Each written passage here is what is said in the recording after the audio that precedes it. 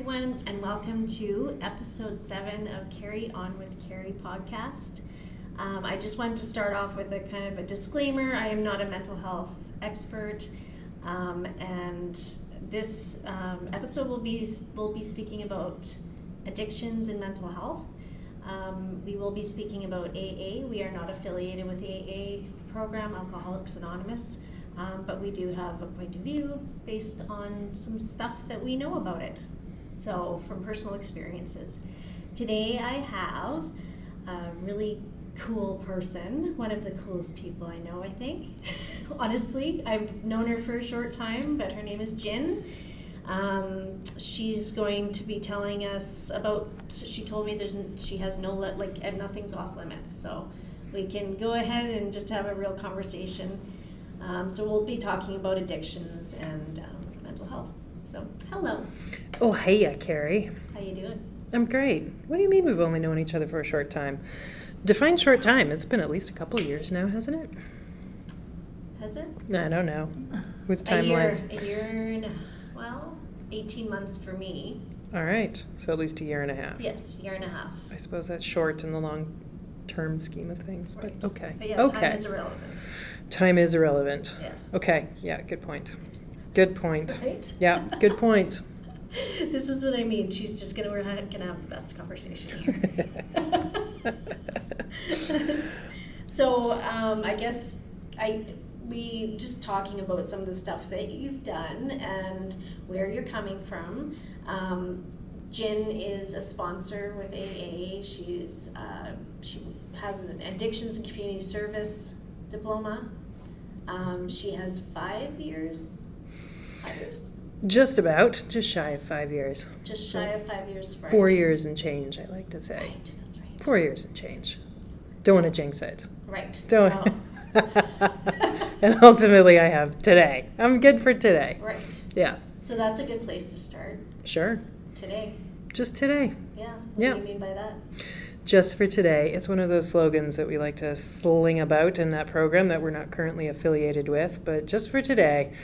It simplifies my life significantly when I don't have to worry about tomorrow and I don't have to dwell on yesterday too much. I only have to deal with today's problems today, and I don't have to worry about not drinking or using or doing any of those things just for today. I can worry about it tomorrow if I want to, but hopefully tomorrow I get to just deal with it today. So for most of the troubles that show up in my life, they're just for today. And most of the problems that I have to deal with, I deal with them just one day at a time. It's much simpler that way. So that's what we mean. Okay, that's what I mean. How about that? Yes. And that one thing was the first major thing that helped me when I went in the program. Just for today? Yeah. How did you apply just for today in your life? It just helped me because I have a problem. You think about the future all the time and, how am I not going to be able to have a drink for an entire rest of my life?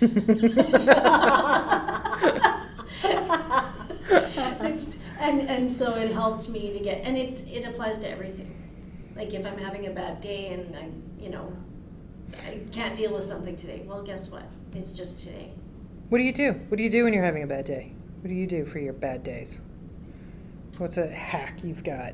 A hack that I've got? Yeah, for a bad tell me day? one of your hacks. I wallow in self-pity. Just for today. Yeah. We'll wallow. Okay, noted. Thank you for the feedback. I may not absorb that one, adopt it. No, very helpful. Right?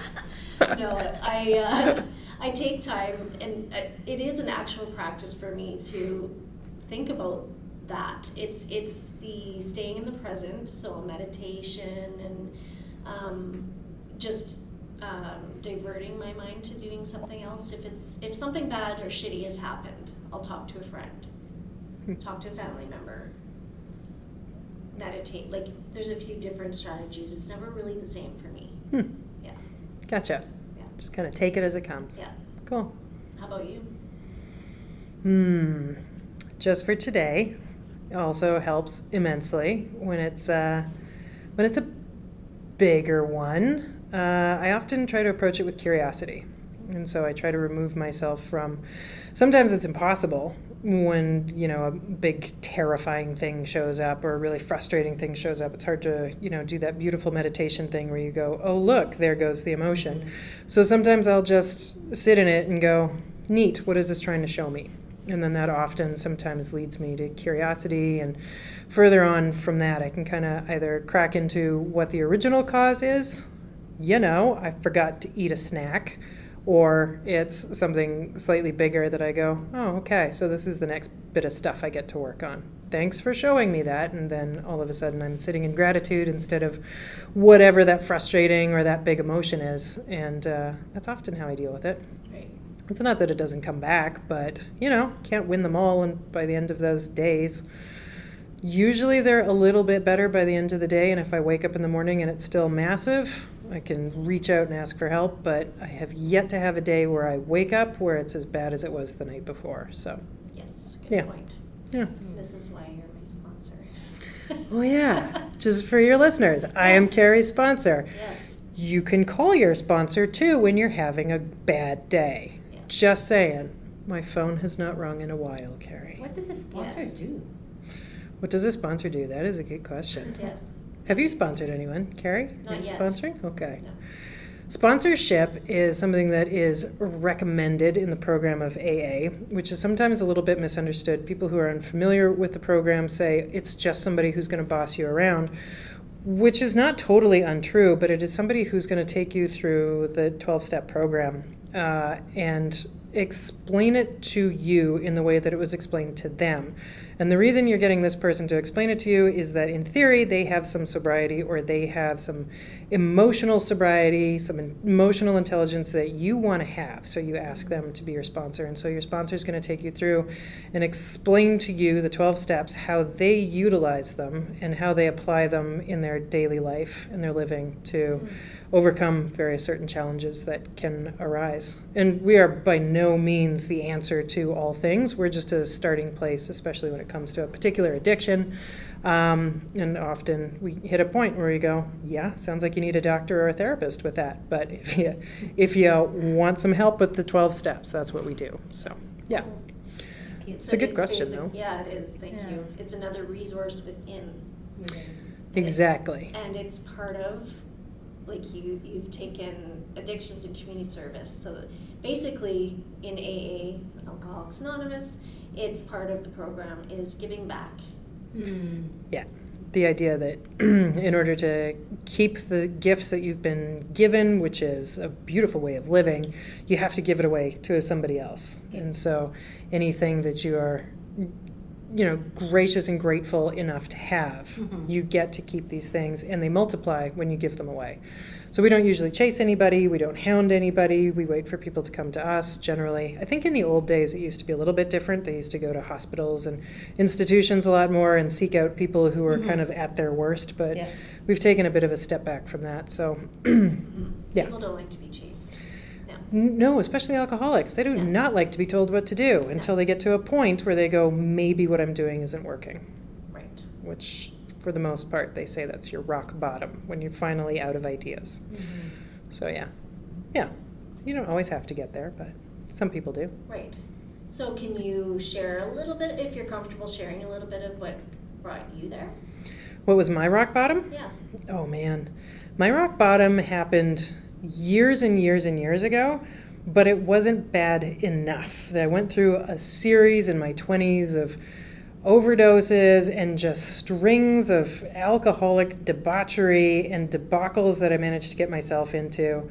And I eventually scared myself enough to try to hold it together. And I went through a series of geographic changes. I kept moving, I kept changing careers. That old saying, no matter where you go, there you are. And so eventually I was married. I hadn't lost everything, which is such a common story. I'd lost the house, lost the relationship, lost my job, lost everything. I hadn't lost any of those things just yet, but all of it felt really tenuous. I was sort of at risk of losing the house, not due to any incompetence on my own, but just due to outside forces. My relationship was extremely strained, and I just had no vocabulary for fixing it. There was no way of communicating because I didn't know what was wrong with me. And yeah, I was lying on my sofa. It was just past Christmas. I hadn't gone home to visit my family because why would those people want to see me? And I didn't want to see them. I was so low. My spouse hadn't come home for Christmas because legitimately did not want to see me. Fair enough. And I'm a contract worker in the entertainment industry, and I had a contract that was starting in a few days. And usually I kind of go through a bit of a binge, or I would go through a binge, and then I would be exhausted, and then I would muster up some energy, and then I would get into the next contract. And I was lying on a sofa staring at a ceiling saying, oh God, how am I going to find the energy to do this next contract? Because there just wasn't anything left. I was lonely. I was kind of hopeless. I was exhausted beyond all comparison. It was the tiredest I've ever been. And I said that out loud to the ceiling. How am I going to get through this next thing? Unbeknownst to me, at that exact time, in a hotel not too far away, my spouse, my in-laws, and my parents had come out from Manitoba, and they were plotting my intervention, which, had I known, I would have been furious. But a day or two later, they all came through the door, and I was very surprised to see all of them. And they basically sat down at the table and said, whatever you're doing is not working, and we are quite worried about you. To which, of course, I internally rolled my eyes and went, ugh, guys, I'm just tired. Like, you don't understand. I just had a bad week. You don't understand. It's just winter time. I'm just a little depressed. You don't understand. Everybody gets sick in the winter. Something like that. But fortunately, they weren't having any of it. My mother-in-law at the time had recently just gone through addictions and community service work as well, so she had her diploma, and she knew better. She knew what she was listening to, which was a bunch of excuses and noise. And I honestly didn't put up much of a fight. They didn't have a clue what to do with me for about 3 days, I think, because it was the holiday season, and they had kind of come in a little bit scattered, I guess, when you find out your child isn't doing well, and that was a surprise to them. Right. They hadn't totally formulated the plan, so I was under some sort of house arrest for a few days. They were just keeping an eye on me, which honestly, I had no intentions of going out and doing anything. I was exhausted. Yeah. My binging was sort of where I would go for a couple of days, and then I would take a week or two off, and then I would binge again, and then it would take me a week or two to recover at that point, because those are some pretty harsh binges. So I was on the just in between stage. And they finally put me on a plane, and they were shipping me off to Manitoba, which I was furious about. You could have sent me anywhere. You're sending me to rural Manitoba on the lake. I think it was Lake Winnipeg. And it's like sending me to the tundra. It was minus 70 when I landed with the wind chill. Oh, I grew up in Winnipeg, so landing there in the middle of winter, like I didn't want to go there for Christmas, and now I'm getting shipped there against my will just a few days after New Year's. And they took me off to a place called Aurora Recovery Center, and I was in there for 90 days, and there's a before Aurora, and then there's after Aurora. And there are two different times in my life completely. So I often refer to the before times, and that is before I got into a minivan with two lovely people and drove to Gimli, Manitoba in the dead of winter. And then there is after that. And it was, there are two different worlds, two different times totally. So that's kind of how I ended up in AA. There was not a ton of aftercare. When you leave the recovery center, they often do follow-up and that sort of stuff with their clients, patients, inmates, whatever you want to call us.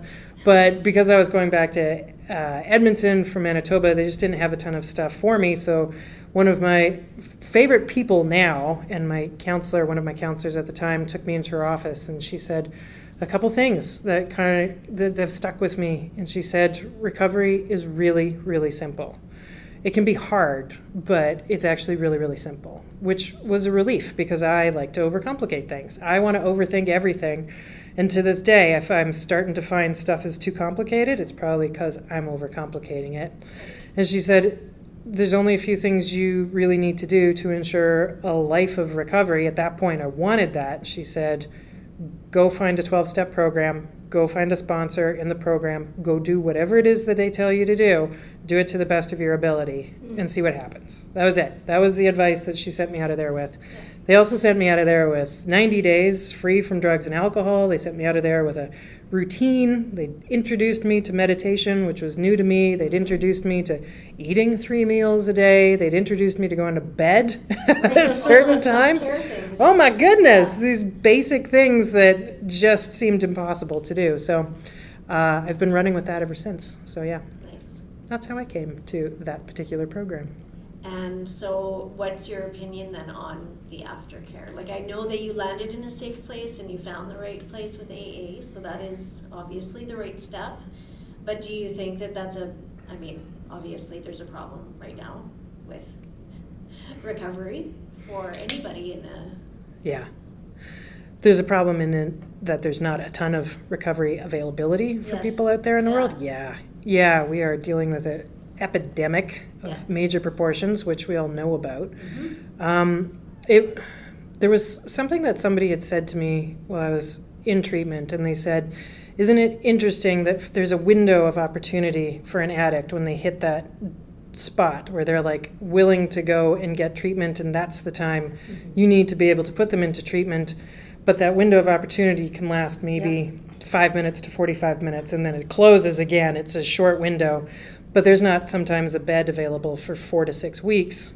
However, if that same addict goes into a Home Depot and steals a chainsaw and tries to walk out with it, there is like close to $1 million worth of resources that will show up, arrest them, process them, That's put them in an right. institution, Right. that sort of thing, and then spit them out the other side, not usually any better off than they went in. So I think, yeah, we do have a bit of a problem, but I don't know that it's necessarily a recovery problem. It's perhaps a priorities problem. Right. And hopefully that's changing with perspective, with education, with awareness, with all of it, but it's slow. Right. It's slow so far, and Yes. I don't think it's keeping up. No, it hasn't kept up. Doesn't seem to be. No. No. But anything, and somebody told me that, I might word it wrong, but it took me a long time to get to here, so it's going to take a while to get back. Right? Yep. So I guess that's kind of how it is with anything. It's almost like you have to do it one day at a time. Hey, there you go. See? Today. That's awesome. It's like a Seinfeld episode. It all comes around at the end. Just keeps coming around. Yeah. So yes, so 4 years. What is your experience with being a sponsor, and why did you choose that side of your service? I didn't know I had a choice. How about that? Okay. I don't have a ton of fears, but a fear of going back to the before times is a very real one because we have not the best recovery rates. Relapse continues to be a thing, and we talk about it all the time. Anybody new, anybody coming back, and it is a constant struggle. It requires daily vigilance. So when someone said, this is the next step for you, you have to go out and sponsor, I didn't really question it. I just kind of went blindly forwards. I don't know how to do this. I don't know what I'm doing, but I'm told I'm supposed to do it, so go do it. So my experience with it was fantastic. Right out of the gate, I had some amazing sponsees that showed up, and they wanted it. They wanted it so badly. So it was fantastic. I gave them some gentle guidance. There wasn't a whole lot of needing to hold their hand or forcing them to do anything. They just took the suggestions and they ran with it. They made it their own. And for the most part, most of my early sponsees are still sober. I've had some experiences with at least one now that just fought and fought and fought everyone and everything, and unfortunately she's deceased now. She was quite young at the time, which is it's the reality of it though too. Yep. Sponsorship doesn't guarantee that we have the thing that somebody needs, and it doesn't guarantee that anybody is going to absolutely get sober. Right. We don't get to choose other people's paths. Right. So And how did you deal with that? I know some people would just be, like, yeah. let's have a drink now. Not to say Yeah. it in a way, but like it would be I know for me that's probably one of my biggest fears about getting into that side of it. Yeah. I mean, for all of the difficult times when a sponsee goes back out, you don't hear from them again. This one didn't hear from her again and then found out she was deceased. For all of those hard moments, the flip side of it is there's so many more wonderful experiences that I've had with sponsees. A lot of us remain friends long after we've continued to do the book together and that sort of thing. But in those moments, it was really helpful to have my own sponsor that I could talk to and say, this happened, and then have that perspective that this was not anything you could have changed. You did your best. It's not a failure on your part to not have given them something. They just weren't gonna receive what it was that you had to give. Right. And I mean, I think that particular sponsee had about 6 other sponsors before me, kind of thing. So I was one of many on a chain. It was very frustrating. With that particular one, I had been to the courts a few months, about 6 months prior, to stand in her defense because she had about 3 months of sobriety at that point, and she was fighting a DUI charge. And her lawyer was fantastic, and he managed to get the charges reduced. She ended up losing her license for a year, kind of thing, but she didn't go to jail, and that was the thing that was on the table. And I reflect on that and I go, if he hadn't have been as good at his job, she might have gone to jail, and that might have been the bottom that kind of kicked it into gear. I don't know. Yeah. But again, how can I be mad at a lawyer for doing a really great job? He did his job to the best of his abilities. How do I know? You just never know. How do I know? Yeah. Exactly. I really don't know what the outcome would have been. So, yeah, for those ones, I just kind of go, yeah, but for the grace of God, go I. And I just keep doing this thing every day, because that could easily be me someday if I don't continue to do the thing that I'm doing. So I'm just eternally grateful that I get to do this and I don't have to do that. Right. So, yeah. Yeah. That's awesome. It is. It's, so you brought up the book. Do you want to, because anybody who's talking that doesn't know anything about it. Sure. In AA, the big book. Yeah. What is that? The big book of AA. If there's anything close to a Bible in this program, this would be it. It is definitely not a religious book. It was a book written by a man back in 1938, I want to say. It was the early 1900s. When a book was written, he was a fall-down drunk. He was what they called the real type of alcoholic. He was a bit of a gutter drunk, and he had nothing to live for except to continue drinking. And he stumbled into talking to another alcoholic and realizing that it made them feel better. That was it. That was this big revelation that he had. Just talking to another alcoholic seems to help. When white-knuckling it and trying not to drink for another day just wasn't doing it. And so from there spawned a whole bunch of really interesting interactions that eventually became a book. This book that he wrote in conjunction with a bunch of other people that had kind of gotten sober at the time. And they put together 12 very simple steps. And so they wrote about this in this thing called the Big Book. The original book, I think, was only a few hundred pages. I think it was 200-some pages. I'm getting it wrong, so please don't quote me, but the original text of that book continues to exist in about 160-something pages. And it's something that we read, we go through, and we listen or read the suggestions as laid out, the way the people that originally had done that in the 1940s. And then we continue to practice the principles that they preach in those steps in all of our affairs. And something kind of happens to us. If we are lucky enough, we have a bit of a psychic change, is what they refer to it in the book. And we change our perception just enough that we don't feel the need to drink anymore. Which sounds like magic, and it is. It is a form of magic that I don't totally understand, but I think science is now taking the book apart, and they're starting to find elements of cognitive behavioral therapy and an assortment of now psychologically verified approaches to this baffling disease that seems to plague a lot of people. Because it can be controversial. Absolutely, right? The absolutely. idea of AA, a lot of people, I hate to say it, but they don't look at it as a... Sure. And there's lots of people that don't get along in AA. They don't get it. The word God shows up a couple of times in the 12 steps, and so people assume it's a religious program, which it's anything but, unfortunately.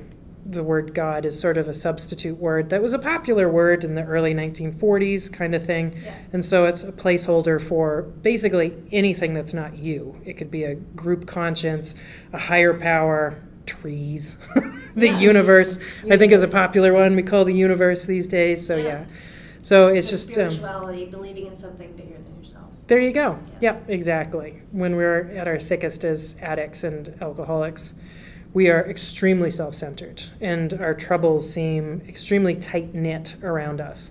So forcing ourselves to look slightly beyond that, even if only just a little bit, can sometimes be enough to really shake us out of that very tiny world that we've gotten ourselves stuck into. So Right.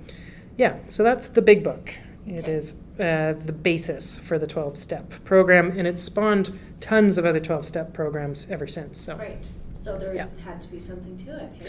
there is something to it, yeah. I find those 12 steps sneaking into all kinds of different places that I would never have expected them. And I can hear people talking about various things with vague references to the big book, even though they're not speaking about the big book directly. And I go, aha, Yeah. I know where you got this from. Right? Yeah, Yeah. Yeah. I hear it now all the time too, and yeah. even if it's just from myself. Rigorous honesty keeps you Mhm. honest. Yep, It's like, oh, right, I need to, yeah. right. I mean, I'm a pretty honest person, but we all have those moments where we, There was a time when we didn't know the difference between a truth and a lie. right. Yeah, there was a time when we didn't know. Yeah. So yeah. And it could be the smallest thing, but when you start picking it apart and wondering why, so that's the thing was, how would you say the big book describes? Like you kind of got into that a little bit, but the alcoholic. How does the big book describe the alcoholic? Or how would you describe? Oh, an alcoholic? Yeah. Ooh. And the reason I ask this is because there's lots of people that even may be listening that, see, I said people again. There you go. There are Notice lots of that people. there are some people that, they'd say, well, I'm not an alcoholic. I only drink this much, or I only drink once a week, or I Sure. don't think I have a problem, or do I have a problem? And they may just be asking themselves over and over, like, do I have a problem? Yeah. But like your definition of what an alcoholic is different for everybody. That's kind of what I learned. Absolutely, yeah. And the big book kind of lays out various different types of alcoholics, which in the 1940s there was really only one kind of alcoholic that they ever referred to, and that was male. And somebody who had lost the ability of choice and was regularly showing up at jails, institutions, hospitals, and that sort of thing, who was utterly and completely hopeless. Mm-hmm. We don't believe, or at least I don't believe anymore, that you have to get to that point to consider yourself an alcoholic. For me, it was years and years and years before I ever kind of really accepted that I was an alcoholic. And it was, funny enough, at a party one night where I was drinking, and one of the guys there had been sober for a number of years, and I was already at that point a little bit aware that I was drinking more than everybody else in general. And so I asked him, like, how do you know you're an alcoholic? And I was grilling him on it, because he'd say, like, man, I would get through a week and then I would just be so thirsty on Friday. I'm like, well, that's normal, man. Everybody wants to unwind on the weekend. And finally, he eventually just stopped me and he said, you know what? It was as simple as this. If you think you have a problem, you probably do. And that was it. And so I think that's probably still the simplest way of defining it. If you think you have a problem, you probably do.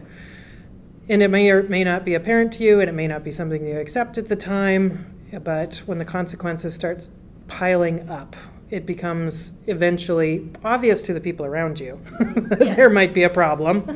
Yeah, but it is usually we're the last ones to really recognize it. So. And it's a self-diagnosed. It has to be. It kind of has to be a self-diagnosis, because denial is one of the main symptoms of it. It is a really baffling disease because we legitimately don't think we have it, and we will argue ourselves out of having it on a daily basis. That thing that I just went through is the most horrible thing. I am never going to drink again. Oh my God, absolutely not. 4 hours later, I could probably just use a drink. And it's just the strangest thought process that isn't rational. It's not sane. Yeah. but I think they're calling it an addiction nowadays. Yes. So I heard somebody say that in one of the rooms that, I would literally at the end be crying on my way to the liquor store. Yeah. Like you didn't want to go get it, but you Yeah. just still did. So, damned if you do, damned if you don't. Yeah. Can't live with it, can't live without it, Yeah. can't not do it, don't want to do it. Mhm. It is truly a weird place to be in. Now, would you say, okay, but alcoholics that are a binge drinker every 2 weeks? I mean, again, it just comes down to, do you think you have a problem? Sure. Yeah. And I think a lot of it too is consequences. Yeah, like what's happening in your life. What's actually happening? Yeah. Yeah. For me, I was a binge drinker in my controlled drinking years, where I was drinking excessively and heavily on Friday and Saturday nights, but I was doing it alone at my kitchen table for 8 hours at a time. I didn't text anybody. I didn't call anybody. I was boring. I would just listen to music by myself, smoke copious amounts of cigarettes, put myself to bed, wake up, fumble through a day, do the same thing again. There was no consequences. I didn't drive drunk or anything like that. I also wasn't really participating in life very much. I was isolated. I was alone. I thought I was having a great time. Yeah. I thought I was brilliant. I thought I had all sorts of stuff going on in my life, but no, I was just drunk for 2 days out of the week and then recovering for 3. So it wasn't much of a life, and it never got bad enough for me to actually recognize it until other people that cared about me started seeing, this is not correct. Right. There is something going on here. Mm-hmm. You are not happy and you are not living up to your potential, but I could not see it. So on that note, what would you, so for the people that see it, that are living it and not, day to day, we all know about Al-Anon. A lot of people, maybe some people don't, but can you explain a little bit of what that looks like? What Al-Anon looks like? Yeah. Yeah, so Al-Anon is a sister program to Alcoholics Anonymous. It was actually created by Bill, the guy who wrote the book's wife. So she was not an alcoholic. She was a long-suffering, devoted wife to Bill. He was an alcoholic, a womanizer. He spent all the money on booze. He would steal from her at times, and she was married to him. At the time, I think it was expected that you stay married because it was the early 1940s, late 30s, maybe the 20s. I can't remember exactly when they got married, but she realized that he was quite unwell. Like, he was so self-centered and so trapped in his own lost mind. So she knew that he was unwell, but in order for her not to lose her mind, she also developed, alongside Bill, a version of the 12 steps that would apply to the people who loved alcoholics, who weren't about to abandon them, but they needed to not get sick as well, because she would get pulled into anger, frustration, just rage cycles, why can't you change, that kind of thing. And then you spend a lot of time focusing on the alcoholic, and your life starts to disappear, so your addiction becomes a person rather than a substance. And so Al-Anon is the 12 steps for people who love people who are addicts. And so that's why that exists. It's for the family as well. If an alcoholic gets sober, it's for a family to learn how they can support that alcoholic and understand that they're just a little different from the rest of us. It's also for people who I think are superheroes. They're the people who are living with people in active addiction or alcoholism, and they just won't leave them. So it's learning how to let somebody else's path be their path, and then to create healthy boundaries that protect you so that you can continue to live a joyous and carefree life without getting pulled into their spirals of darkness. Right. I don't know how they do it. But I'm always impressed when I get to attend an Al-Anon meeting and listen to the people who are living amidst chaos, but they are as serene as monks. So, right. yeah. So it's a pretty amazing program then too. Yeah, I mean, these 12 steps are really powerful when used to their full potential, so. Right. Yeah. So what would you say to someone who is struggling with addictions? What would be your first, and they're just at their wit's end, what is the first step? Is there a be all end all, or is it I mean, for somebody from your who's perspective? Yeah, for somebody who's really struggling, I don't think I would say much initially. I would just listen. I would listen and then probably let them know that they're not alone, that they are not the first person in the world who has felt this way. They won't be the last. And there is help. There is help. We hear nothing but the doom and gloom stories about how there's no help, there's no recovery centers, there's no possible way. But there is. There is, and there's a lot of people out there that do want to support you. And there are rooms like AA and NA and all of the A's that exist. They are free of charge and they are abundant in every major city. It's a place to start. It may not be a place that works for them, that ends up being their solution, but it can get them through the really, really tough times. So they're also online. So if you're That's afraid, right. if you're afraid to go in person and you're, in that place, you can start that way too. Yep, absolutely. And I mean, the resources that we do have in this particular province, they are limited, but they still exist, and they are getting strengthened and bolstered slowly as well. So for the most part, yeah, I would just listen. I'd just listen. There's lots of people out there that just haven't been heard for so much of their life, and they might be an addict, but they're also still a person, and the addiction is solving the problem, and the problem is pain. Yes. So I will listen to their pain for as long as they will let me. And then maybe I can't do anything for them in that moment, but they'll know that there is somebody that will listen. Yes. So yeah, You can lead them in that direction. I can try. Try. Yeah. Yeah. Yeah. Be a bit of a gentle landing, soft landing. And so do you find, so your training in addictions, is it very similar to the AA? Does it have a lot of the same concepts? Or does it take you down a totally different?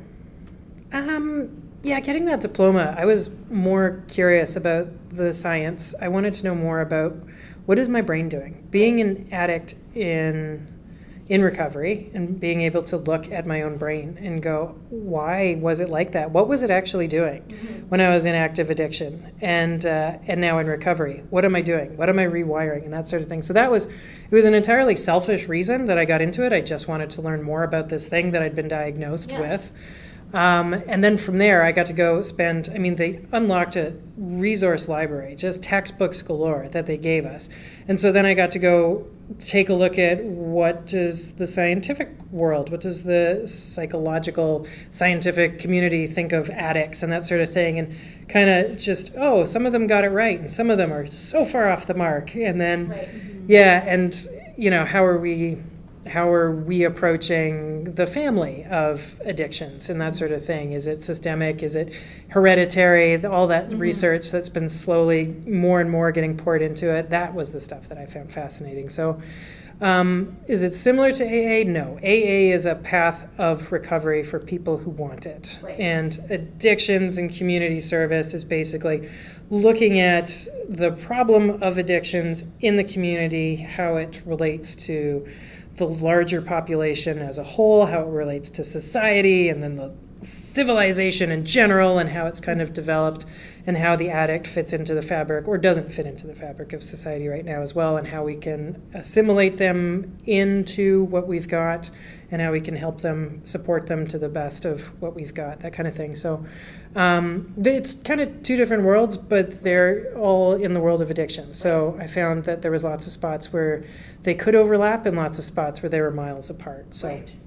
yeah. Which is a good thing. It's different perspectives. Yeah, absolutely. Right? Yeah, absolutely. It's just, I think we need our science. We need our doctors. We need the brightest minds of our generations taking a look at this problem to see it for what it is. Right. And if we could ever invent a pill, okay, no alcoholic, I know would ever take one because we don't want that, but what if there was another solution besides it's an incurable disease currently. It is a rampant, incurable disease. What if we could solve that?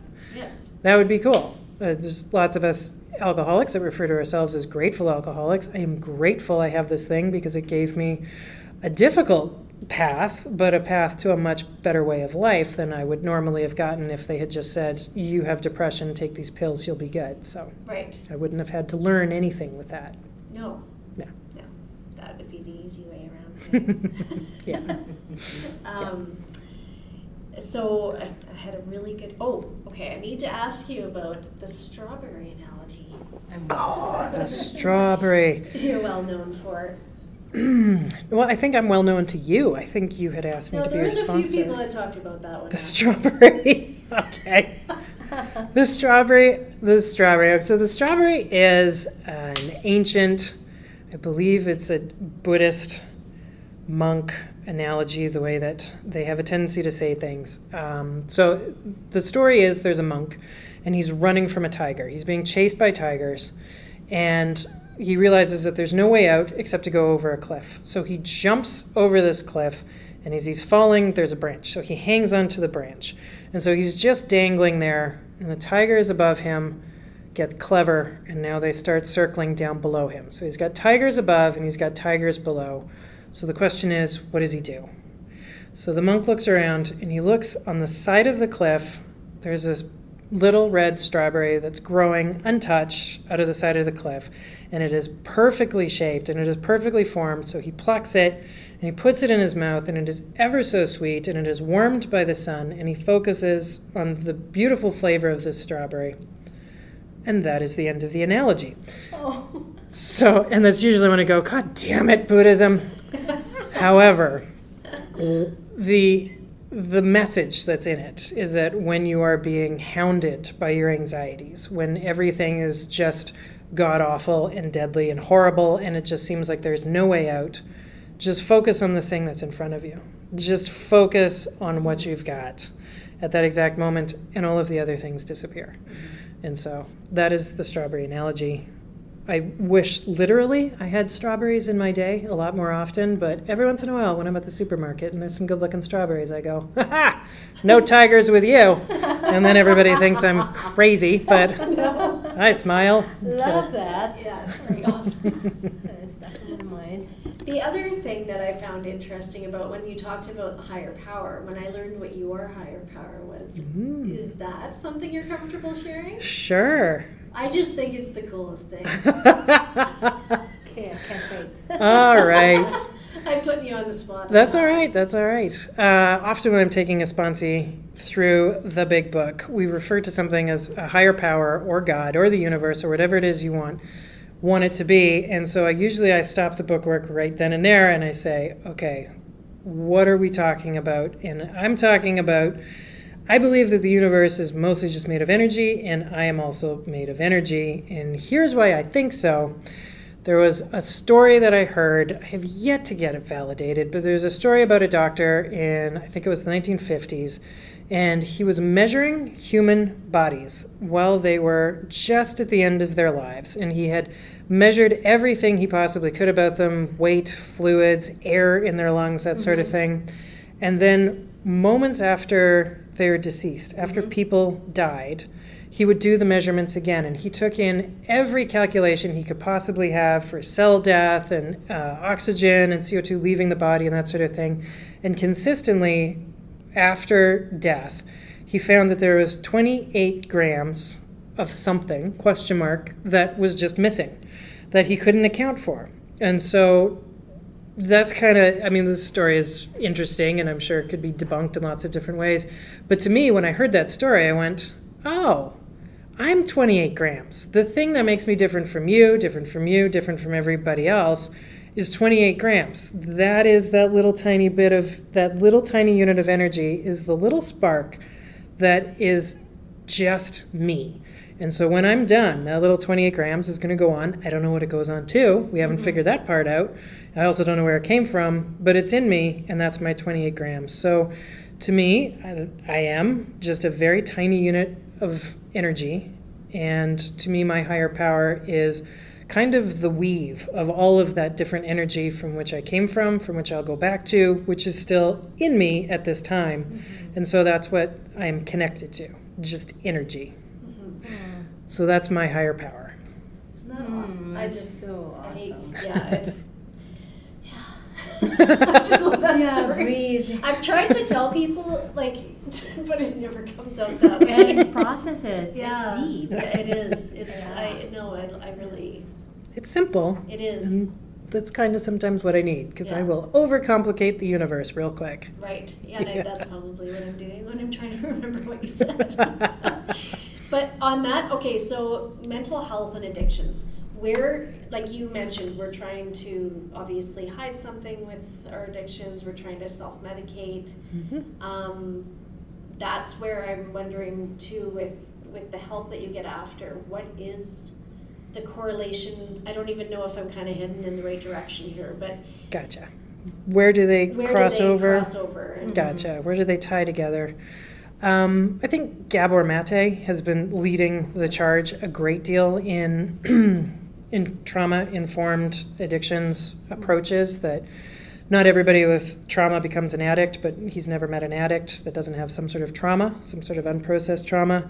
And I think everybody has trauma, either the capital T or the little t traumas and that sort of thing. And if it's not trauma of some form, then it's mental health issues. It's whatever it is that we don't like about ourselves, whatever it is that's causing us to feel like we don't belong to the society in which we're in, the thing that keeps us even just a little tiny bit separate.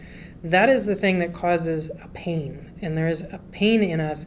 And for whatever reason, there are some wonderful drugs and some wonderful beverages out there that take that pain away very efficiently, very quickly. It is fast-acting drugs, and they can work. They can work for quite a long time before we start experiencing side effects from that self-medication. We're not great at self-medicating because we often over-medicate ourselves, but for those of us who manage to maintain, we can go quite a long time. The problem with it is that tolerance is a thing that develops, and so we just need more and more of it. And whatever the original problem was, we have not dealt with. We are only ever just taking aspirin to deal with the broken leg. Right.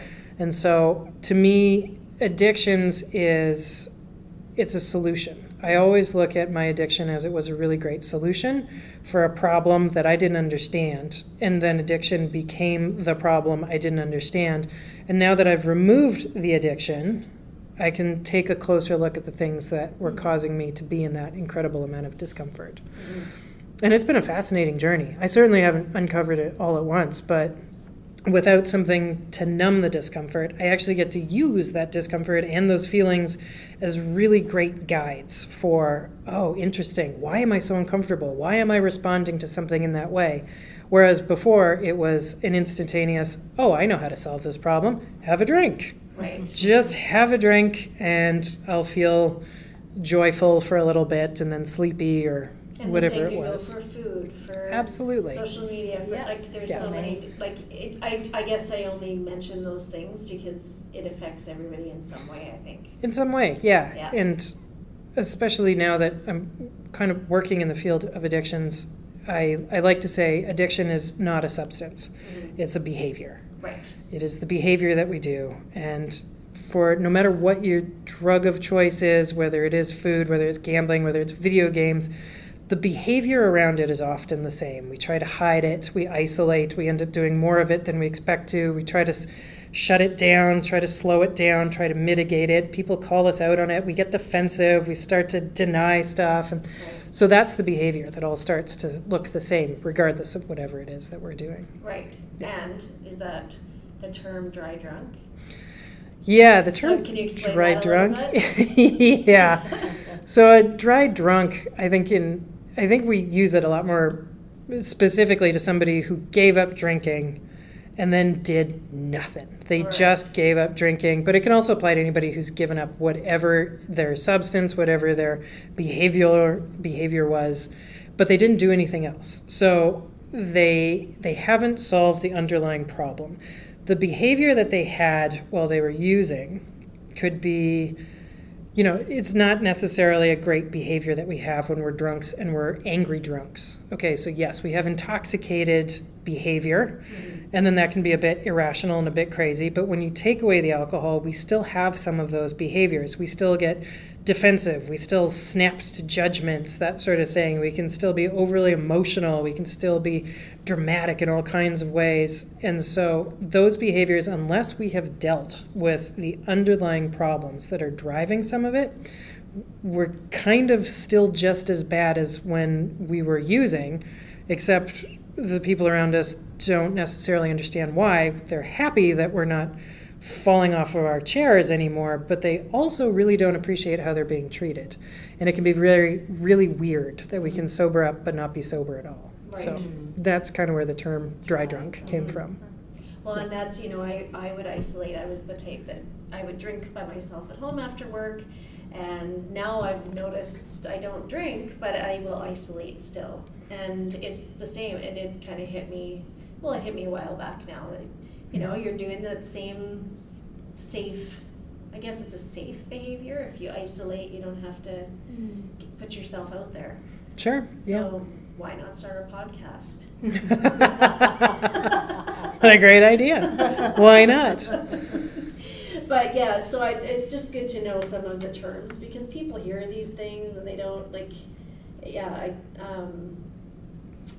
this has been really great, and I guess I wanted to kind of get into really quickly here.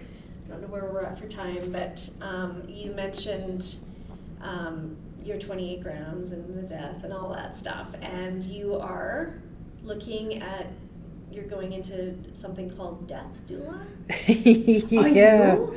I am. Yeah, Wow. I've That's so interesting. taken my course, and there's a certain number of hours that you need to acquire through a practicum, internship kind of thing. So that's sort of where I'm at with that. It's a little bit on the back burner right now, just because I've got a bunch of other, when your side hustles become your main hustles. Anyway, so that's one of them. But yeah, over the last couple of years, I got very interested in this wonderful world of death doula-ing. And it sounded awesome. Mm-hmm. And then I just wanted to learn more and more about it. And the more I've learned about it, the more I want to know even more about it. Right. And so essentially, so what a death doula is similar. We've all heard of birth doulas. Yeah. And that is someone who comes along and aids new moms or soon-to-be moms in the process of up to including a birth and then after birth kind of thing, and then stays with them for a little period of time to support them.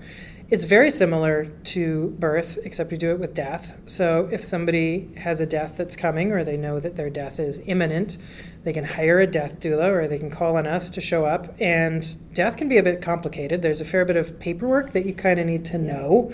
And when you're trying to get ready for death, that is sometimes not the first thing on your mind, but the family can be completely baffled and overwhelmed, or sometimes you don't have any family and you still want to get it right. So you can call in a doula. And we provide support through, we just know what the paperwork is that needs to be filled out, as well as funeral arrangements, that kind of thing. We have very close relationships with mortuaries, funerals, funeral parlors. Oh, my mind is going. That's not the name we use anymore, however.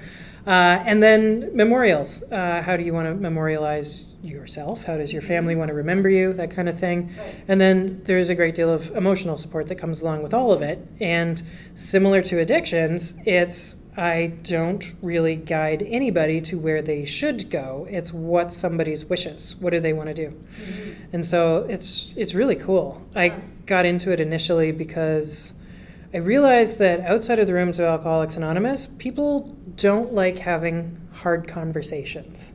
They don't like having awkward conversations at all, and I was getting bored with that. So, there was a lot of people struggling at the end of COVID. We'd lost some people through suicide and that sort of thing through COVID, and we just weren't able to talk about it. I was wanting to talk about it, but nobody had the vocabulary, nobody had the wherewithal to speak of these things. And I just went, you know what, I want to talk about it. I want to go find people that will talk about death. And I realized that there was very few places you could go and talk about death. And then I stumbled across something called a death cafe, which is where you can go and you can sit and you can talk about death. And it's put on, the doula associations put on various types of death cafes and that kind of things. And there's ones for all sorts of people. There's like LGBTQ cafes for death, and that incorporates that community. There's death cafes for pets, and we never talk about how somebody can grieve the death of their animal, which can be closer to them than any living person. And so that was how I initially got into it. And ever since then, I've just been learning more and more and more and having the most fascinating conversations. Because if you thought my 28 grams was cool, going to talk to people at the end of their life about where they think they're going next has been mind-blowing. Oh, wow. So, Wow. yeah. You're going to write a book? Yeah, Why does everyone good. keep asking me that? No, they're going to listen to your podcast. Because you're coming back. Yeah. I keep saying that. This to you. is, yeah, there's Isn't it more amazing? to talk to. There's so much more. It's, I could just keep talking and talking, but we can. The stories, and that's the thing, your storytelling, and you've really made a big difference in my life, and I know you have in a lot of people's that I've noticed in the rooms, and I'm just grateful to be able to share with anybody who's listening that there's options and there's opportunities for change in your life, and a place to go where other people actually do understand. Yeah, absolutely. No matter how alone you feel, you are not. You're not alone. You're just not alone. Yeah. Yeah, absolutely. Anyways, I think this has been a great episode. Oh, I do have another question. Okay. What's the last best thing you do at night before you go to bed? Oh, the last best thing I do? Assuming I'm alone. I love that, because I asked somebody that, and I was like, what if they answered that? Well, good for them. Yeah, okay, fair, Yeah. yeah. The last best thing I have been doing for the last bunch of years is reading. I go and I take the Giller short list for the year, whoever's won, and I download all of those books, and then I read my way through them, and if I've gotten through them, I download the long list of the Giller book list. What are you reading right now?